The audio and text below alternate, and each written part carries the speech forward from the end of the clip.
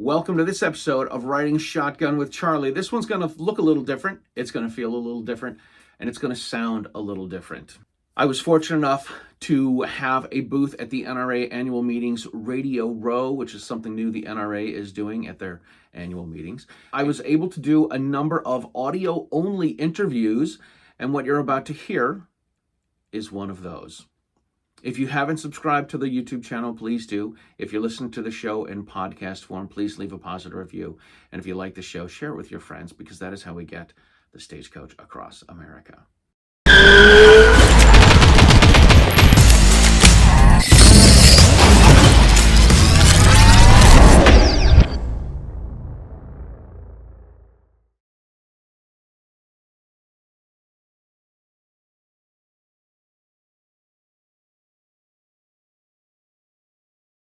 All right, ladies and gentlemen, welcome to this episode of Riding Shotgun with Charlie. This is one of the pit stop shows that we are doing, and I have Ron Holmes? Correct. Ron Holmes from Riker USA. Thanks for being on. Thank you for having us. I saw you wearing this earlier today. I'm like, what is this outfit? And then I saw Nathan wearing one. I'm like, wait, is that the same guy? And he said you guys were going for the British gangster. The British gangster look. I'm like, okay, as long as they're not wearing like a onesie from Jersey or something, man, that should be okay. We were going to save that if we went to Soft Week.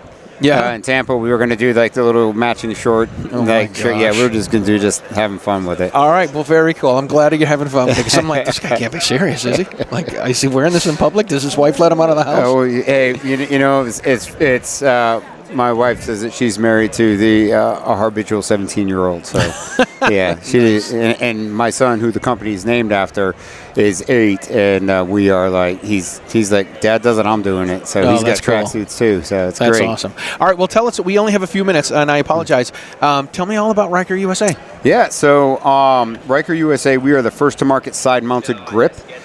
Speed, accuracy, and stability are all improved with that. We can actually back that up with science. So if you look at all of the other weapons accessories that are out there, we actually have data that proves human performance is improved. So I retired from Marine Special Operations in 2010.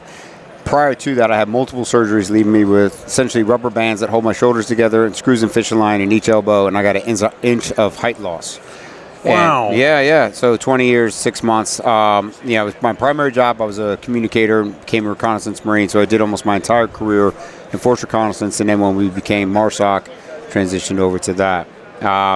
When I retired, I went into government service, for the agencies, and we were doing a lot of shooting, and I found that my support arm was painfully going numb on me. I like to say that my superpower is that I'm left-handed. Growing up in the special operations arena in the 90s, we didn't have this. We didn't have a tactical industry. We didn't have the internet, right? We had catalogs. And we had, like, you go to a show or a school and you meet some other dudes. And you're like, hey, where'd you get that gear? And then, that's how we got stuff back then. The stuff that we were issued wasn't good, or a lot of it came side-specific to a right-handed shooter. So being left-handed, my whole life has been, left-handed oppression is a real thing. Mm-hmm. Yeah, I joke when I say that, but it kind of is. Yeah. So I always had to learn how to make my own gear. And I've always been really resourceful, with that. So I had a me problem, and I started playing around with stuff, conventional methods that are out there, broom handler, wedge, thumb over bore. They all created a lot of stress and a lot of pain on my shoulder, which I felt was impeding my ability to do my job at the level I'm supposed to be able to operate at. Right. And it led me out to the side of the gun. And I was running these, I guess you call them now prototypes. I was running these for a while before we even started the company. Right. I had a me problem. I came up with a solution. I made some of these other moldable plastic ones that a couple other guys were running them, and that was it. We didn't think anything else of it. Then we started our company, and our ultimate goal was to put the controls for your lighter laser into the grip, which we now have on the market. And so that's kind of it. I invented it out of pain management. Then along the way, we've now got a bunch of other accessories to accommodate it. We have a sling, which is an active sling or a dynamic sling, which gives you the ability to, we call it the Riker method of shooting. The sling is designed to be run at a narrow base, runs tight to the body. Once you put it on, you get it set. You don't ever have to loosen it. You can just pop right on up, and then when you let it go, because of the retention that's built into the body of the sling, it comes back. So the Wow. Riker method of the sling is a combination, or the Riker method is a combination of using the Riker grip and the sling. We've found also a couple other benefits with the grip is the heavier the gun, the higher the caliber, full auto or suppressed, you recognize the benefit of the grip instantly. And the other thing is that all the other common ways that you would hold a shoulder fire rifle up with the broom handle, wedge, nub, thumb over bore, you're holding a gun up with that front delt. You're isolating that individual muscle group.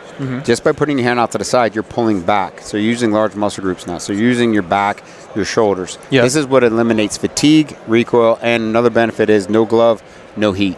So when we started this process, we actually have a doctor of biomechanics and ergonomics, 2 MDs, the statisticians, and the engineers. So when I tell you you're faster with this than without, I can prove it.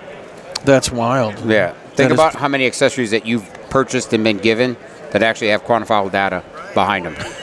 I'm going to say none. Yeah. Yeah.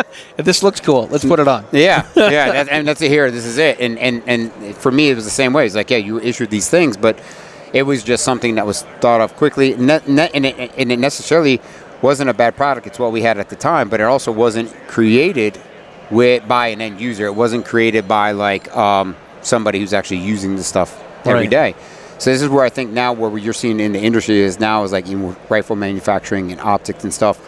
And I think it's really why it's important why you get a lot of these other good companies where they're bringing on the right people to help them design the right products that we can give to our warfighters and law enforcement beyond like the citizen who has every right to own all these guns. Of course. But being able to get that firsthand knowledge to help make that next generation of whatever optic, grip, rifle. So. Yeah. That's pretty cool. Yeah. That is pretty cool. All right. I hate to cut this short. This was awesome. How can people find you and all your stuff? RikerUSA.com. RikerUSA.com. And you go there, you can get the email off there. Or honestly, I do majority of our stuff through Instagram. So it's RikerUSA or Instructor1, and that's ONE spelled out. Yep. Okay. So. Cool. We're going to put some links in the show description. And Ron, I thank you so much for being on the show, man. All right. Thank you. I apologize it was so quick, but scheduling's crazy and hectic. And I got you. Easy day. I appreciate you squeezing us in. I'm happy to do it, man. Thank you very much. Yeah. Thank you. We'll talk to you guys soon. All right.